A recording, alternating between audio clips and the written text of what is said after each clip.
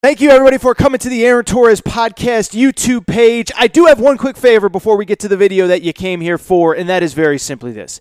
You see that little red subscribe button below this video? Go ahead, smash that subscribe button.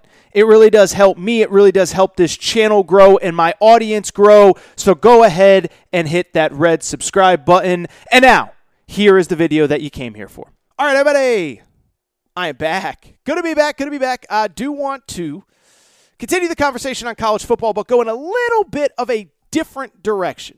Because, obviously, look, I just talked about the NFL draft. I talked about, really what the NFL draft meant for a lot of college football programs, Georgia, Texas, Cincinnati, Alabama, etc., LSU. I do want to actually hit an on-the-field topic, though, because we got a doozy of one on Friday night. And it's just, to be clear, it's another one of these portal topics that I hate talking about and I hate complaining about, but Jordan Addison, arguably the top wide receiver in college football, did in fact, essentially he's sort of in the portal. He's not officially in the portal, but it appears he's going into the portal. And this is just the latest sign that Jordan Addison, that college sports as a whole, Jordan Addison unfortunately is the conduit to it.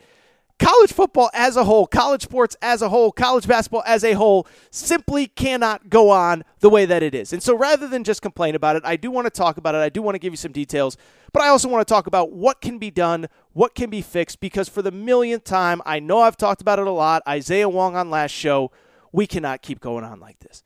But let's give you the details right off the top. Jordan Addison might have been the top wide receiver in college football last year. Now, I don't know if he was the best wide receiver. Jamison Williams at Alabama was good. Chris Olave and Jackson Smith and Jigba and Garrett Wilson were great at Ohio State. Traylon Burks was great at Arkansas. But the guy who won the Biletnikoff for the best wide receiver in college football was a kid named Jordan Addison. 100 catches, almost 1,600 yards, 17 touchdowns, and alongside Kenny Pickett, those guys were a huge reason that Pitt had the success that they did, winning the ACC championship.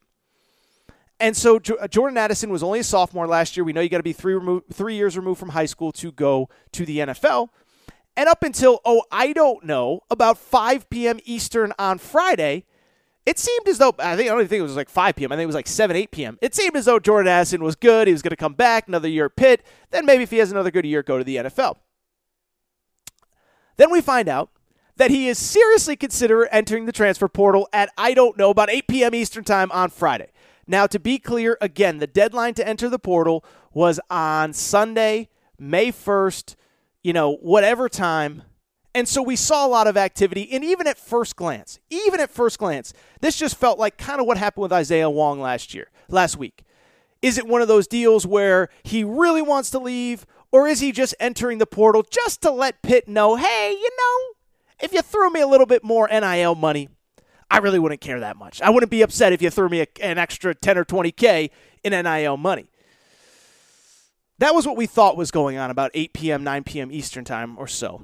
And then later on in the night, we got a completely different version of the same story, as ESPN, Pete Thamel, and also Bruce Feldman from The Athletic and Fox both put out an almost identical report saying that, yes, in fact, Jordan Addison may be the best wide receiver in college football. He is considering transferring. And USC has already been identified as the school that he would probably go to. Now, to be clear, they claim that it's because he has a pre-existing relationship with Caleb Williams. But to the rest of us who aren't reporting and aren't protecting sources, and I like Bruce and I like Pete Thamel, this isn't a criticism of him, but to the rest of us, we all saw it for exactly what it was. USC was tampering the crap out of this kid. And so this, to me, this might have been the straw that broke the camel's back in terms of the conversation of college sports and where we are right now. Isaiah Wong on Friday, the kid from Miami that wants to go into the portal if he doesn't get a new NIL deal, that was the tip of the iceberg. And then this was the story that absolutely just was the Titanic just smashing into the iceberg.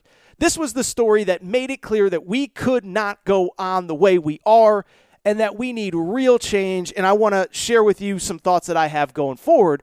But when I look at this story, really to me, what I do think is point blank, bottom line, end of story, it's a lot of what I say on this show very regularly. Two things in life can be true. The transfer portal, NIL, they were put in place with the best of intentions, and I was not against either one. I wasn't in favor of the one-time transfer, but I had no fundamental issue with it. And at the end of the day, there are a lot of great reasons to transfer.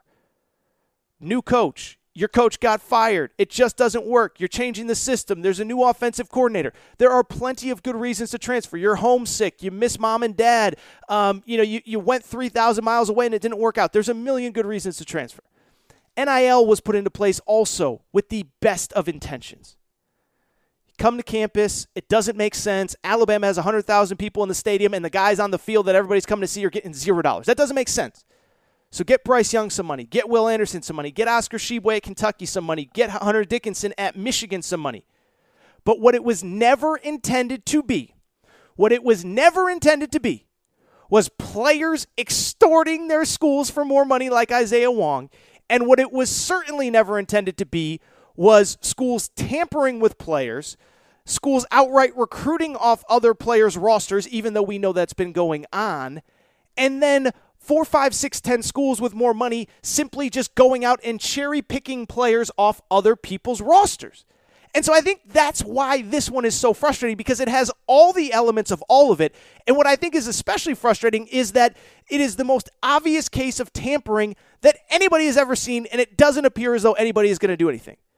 If you followed the reports, Pete Thamel's report on ESPN said that Pat Narduzzi, the head coach at Pitt, he called Lincoln Riley and gave him a piece of his mind. The question now becomes, is anything going to be done? Because this is not the first time that Lincoln Riley has been accused of this. And I love Lincoln Riley. I think he's great for USC, and I hope he gets USC back to where it can be. But at the same time, he was at Oklahoma last year.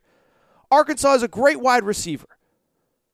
And all of a sudden, after spring ball, great spring, number one target, Mike Woods, he just decides to go in the portal and go to Oklahoma. Arkansas fans, you remember you were not happy. And what'd you think at the time? That Lincoln Riley had something to do with it, that his staff had something to do with it. Oh, by the way, when Lincoln Riley left for USC, Caleb Williams is at Oklahoma for a month before he decides to enter the portal. And Oklahoma fans are mad. Is he tampering with our guys? Could he, if Caleb Williams was going to leave, why did he wait a month? Why did he wait so long? Why did he bring this guy with him? Why did he bring that guy with him? And so to me, when we start talking about what the next era of college football looks like, what the next era of college sports look like, with a new president coming in, this to me has to be one of the things that changes, okay? So I understand, and guys and girls, I'm not an idealist. I'm not a dreamer. I don't have my head in the clouds. I understand that there are certain things that are going on in college sports right now that cannot change because of things bigger than college sports.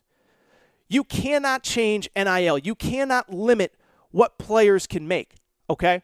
I understand that. There's like Supreme Court laws. Like now I do think, and we're going to have, by the way, my buddy Dan Lust, the lawyer, he's going to come on this week and talk to us a little bit about what can be done by the NCAA, and maybe there can be federal oversight, so maybe it's not a state-by-state thing.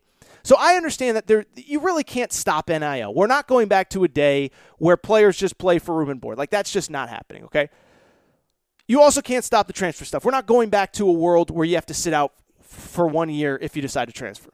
But the one thing that the NCAA can enforce, the one thing that the NCAA can stop is tampering, because it's involving their players, it's involving the coaches, and you don't even have to punish the player. If Jordan Addison wants to go there, that's fine.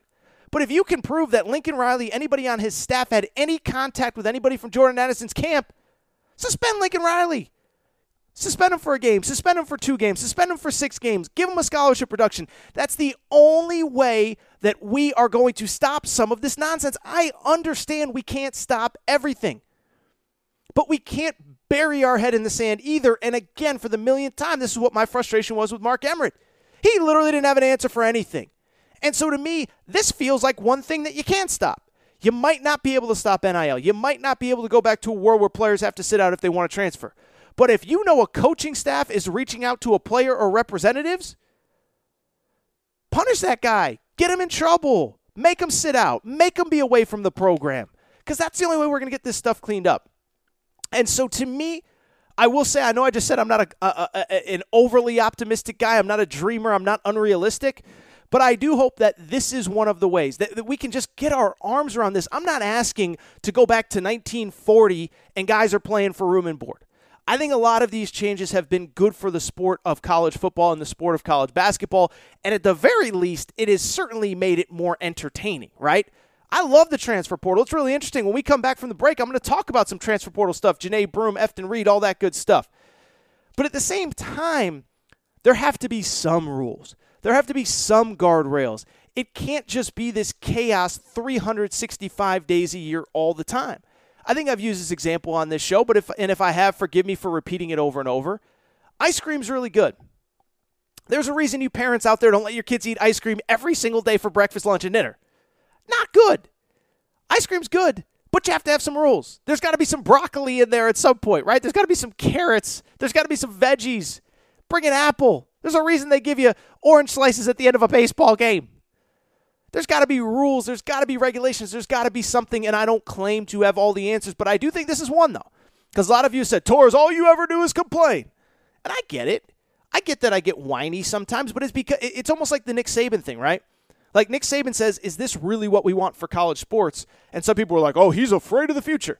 Nick Saban dominates every version of college football that he's a part of. He genuinely cares about the present and future of college football and college athletics as a whole. Dabo Swinney, you can criticize him a lot. He cares about the future of college football as a whole. And I feel like I do the same. And so to me, this feels like one thing that can be changed. This feels like one thing that can be addressed. That's tampering. That's coaches on a coaching staff reaching out to players in the portal. And by the way, maybe you can't prove it on Lincoln Riley, but I guarantee you can probably prove it on somewhere else. I guarantee there's somewhere along the way you can prove that this coaching staff got this guy out by tampering. And so to me, I think this is one of the things that has to be addressed. And I do hope that as time goes on, this stuff does figure out a way to rein itself in and kind of get under control, right? I do think that there is something to the fact that we had two major rule changes. Two major rule changes that came together at the same time that created side effects that we could have never imagined. The one-time transfer and name, image, likeness coming together, it created all this chaos that we could have never seen coming.